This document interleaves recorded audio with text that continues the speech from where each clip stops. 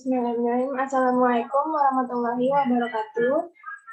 Sebelumnya, terima kasih kepada Bapak Sugianto selaku desain pengantar ilmu ekonomi mikro dan makro. Kami kelompok 2 akan menjelaskan tentang teori penawaran yang beranggotakan 4 orang.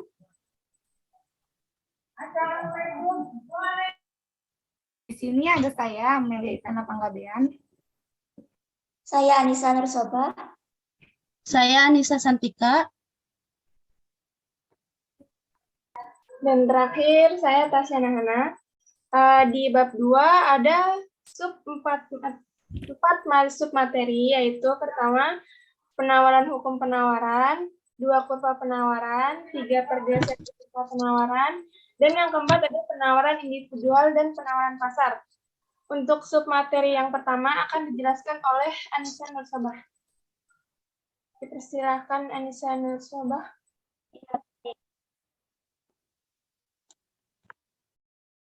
A. Penawaran hukum penawaran.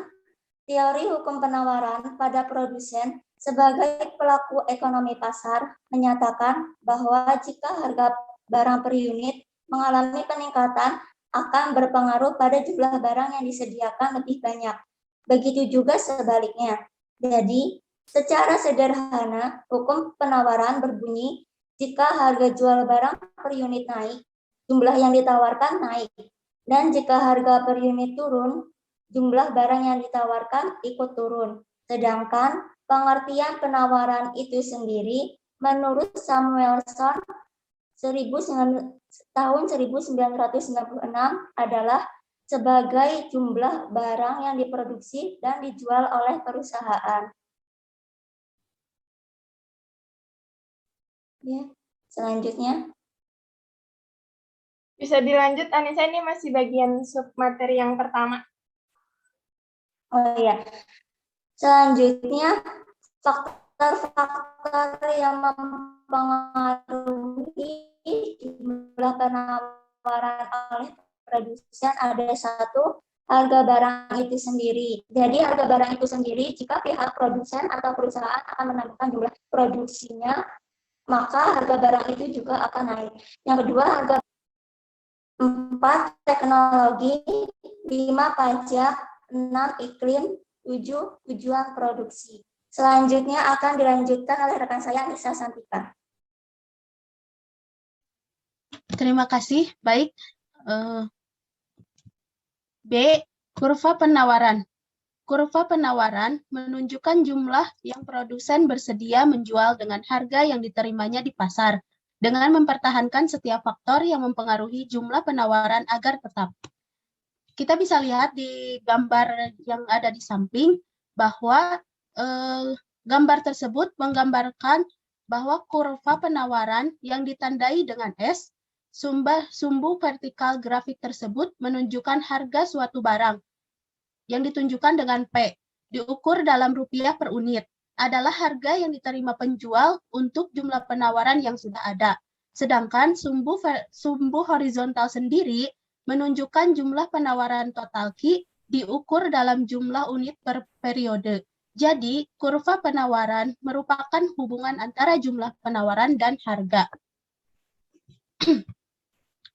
Selanjutnya, perhatikan kurva penawaran pada gambar tadi. Gambar tadi menunjukkan adanya kenaikan kemiringan. Dengan kata lain, semakin tinggi harga barang, perusahaan akan mampu bersedia memproduksi barang untuk dijual sebagai contoh.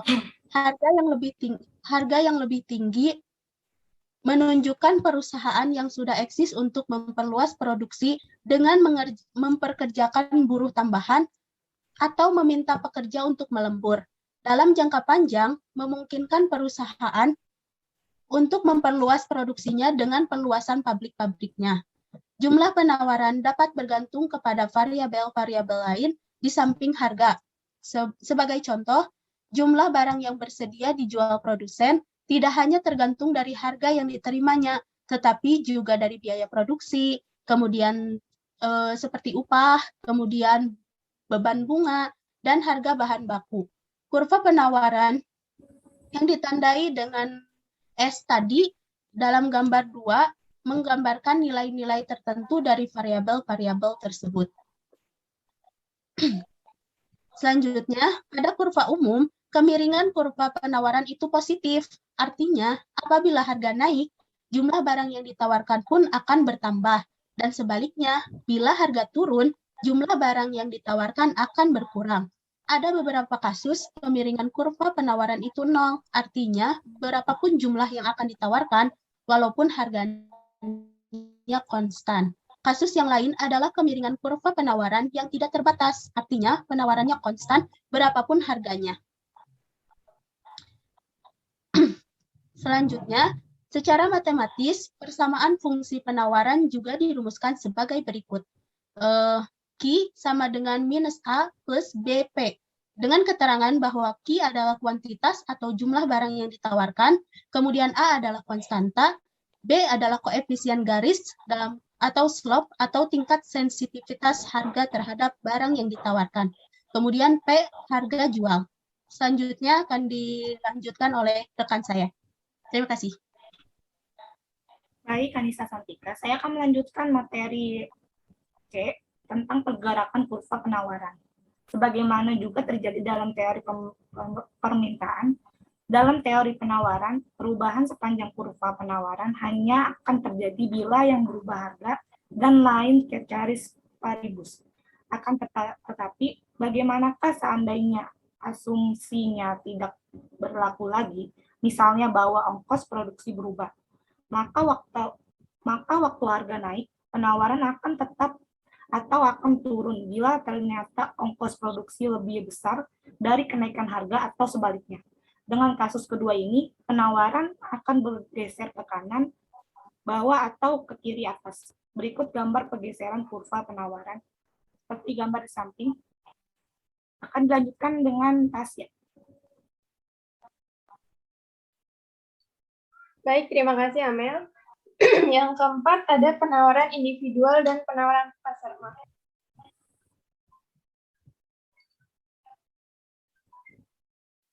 Pertama, penawaran individu adalah sebagai jumlah barang yang ditawarkan atau dijual oleh seseorang, penjual atau produsen saja. Hal ini berarti bahwa hanya ada satu penjual dalam kegiatan menawarkan barang kepada konsumen. Sebentar.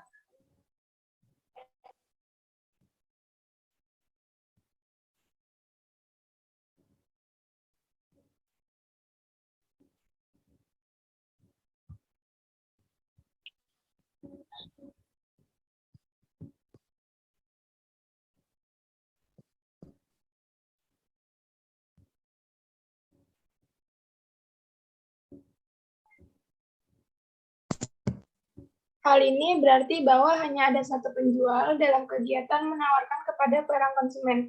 Jumlah barang dan tingkat harga yang individu tersebut tawarkan tentu akan berbeda satu dengan yang lainnya.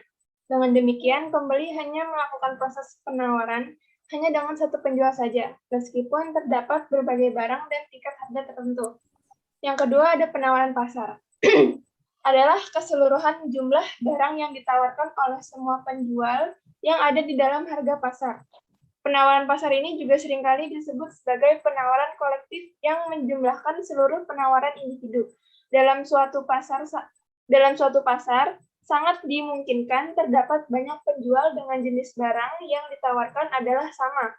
Meskipun demikian, pada jenis barang dan tingkat harga yang sama, individu tersebut menawarkan jumlah barang yang berbeda satu sama lain. Hal ini dikarenakan faktor pertimbangan yang melatar belakangi berbeda antar individu tersebut. Penawaran pasar merangkum jumlah penawaran individu yang berbeda-beda tersebut untuk masing-masing tingkat harga yang ditawarkan. Untuk contoh, penawaran individu dan penawaran pasar. Contoh penawaran individu. Pada masa menjelang Idul Fitri, Bu Rita membuka toko busana muslim yang menyediakan berbagai jenis pakaian muslim lengkap dengan aksesorisnya. Bu Rita melakukan penawaran busana-busana muslim tersebut kepada para tetangga dan orang di sekitarnya dengan tingkat harga tertentu. Misalnya, satu piece jilbab yang dijual dengan harga 25.000, Bu Rita mampu menawarkan hingga 10 piece jilbab. Tindakan yang dilakukan oleh berita menunjukkan adanya penawaran individu, yaitu karena hanya ada satu penjual busana muslim dengan tingkat harga yang ia tentukan sendiri serta ditawarkan kepada konsumen. Contoh penawaran pasar, menjelang Idul Fitri banyak bermunculan toko busana muslim yang menjual berbagai pakaian muslim lengkap dengan aksesorisnya. Kesempatan ini tidak hanya dimanfaatkan oleh berita saja, melainkan juga penjual lainnya seperti Bu Rina, Bu Siti, yang juga menawarkan barang di bazar Ramadan. Namun pada tingkat harga tertentu, mereka memberikan penawaran yang berbeda-beda. Sebagai contoh, perhatikan tabel berikut. Dari tabel tersebut, terlihat bahwa pada tingkat harga tertentu, penjual jilbab masing-masing individu memiliki tingkat penawaran yang berbeda. Misalnya, harga 25.000, Bu Rita mampu menawarkan 10 piece, Bu Rina menawarkan 5 piece, dan Bu Siti mampu menawarkan 6 piece, 21 piece. Namun ketika dijumlahkan penawaran masing-masing individu tersebut, maka akan diperoleh penawaran pasar yaitu sebesar 21 piece. Begitu pula ketika harga meningkat menjadi 27.000, maka jumlah penawaran individu akan meningkat dengan berpengaruh pula pada peningkatan penawaran pasar akan jilbab. Baik, di sini ada kesimpulan. Dari penjelasan yang dikemukakan, pada dasarnya penawaran dapat dipelajari lebih mudah dengan melihat kegiatan ekonomi dari sisi penjual. Penawaran dalam teori ekonomi diartikan sebagai jumlah barang dan jasa yang ditawarkan pada berbagai tingkat harga tertentu dan dalam periode waktu tertentu pula. Bagaimana masyarakat umumnya mengartikan penawaran sebagai seberapa banyak jumlah barang yang dijual kepada konsumen, sama halnya dengan permintaan, maka penawaran juga dinyatakan dalam hukum penawaran, yaitu ketika harga naik, maka jumlah barang yang ditawarkan juga akan naik. Begitu juga sebaliknya. Selain itu, penawaran juga terjadi menjadi dua jenis, yaitu penawaran individu dan penawaran pasar. Hal ini terjadi karena menawarkan barang dan jasa kepada konsumen dapat dilakukan oleh individu, kelompok, lembaga, badan usaha, maupun pemerintah. Baik, terima kasih Amel atas kesimpulannya. Sekian dari kelompok 2, kurang lebihnya mohon maaf. Saya akhiri. Wassalamualaikum warahmatullahi wabarakatuh.